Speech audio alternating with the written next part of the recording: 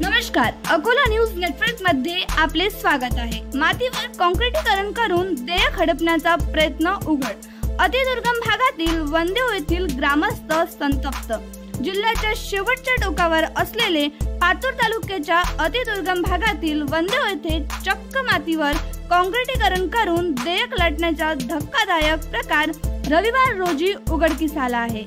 वसंतराव तांडा वस्ती सुधार योजनेअंतर्गत वंदेव येथे रस्त्याच्या काँक्रिटीकरण कामासाठी शासनाने जवळपास 10 लाख रुपयांची निधी मंजूर केली आणि संबंधित विभाग व कंत्राटदारांनी चक्क सुट्टीच्या दिवशी म्हणजे रविवार दिनांक 17 मार्च रोजी मातीवर काँक्रिटीकरण कामाचा मुहूर्त काढला।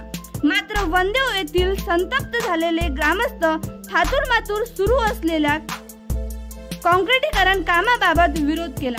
संबंधित विभागाच्या अभियंता व कंत्राटदार मिलीभगत रस्त्याचे काँक्रिटीकरण टाकून लाखोंची देयक हडपण्याचा प्रयत्न होत आहे। याकडे संबंधित विभागाने तातडीने दखल घेणे कारवाई करण्याची मागणी गावकऱ्यांकडून होत आहे। ताज्या घडामोडी पाहण्यासाठी चॅनलला सबस्क्राइब करा आणि लाईक करा।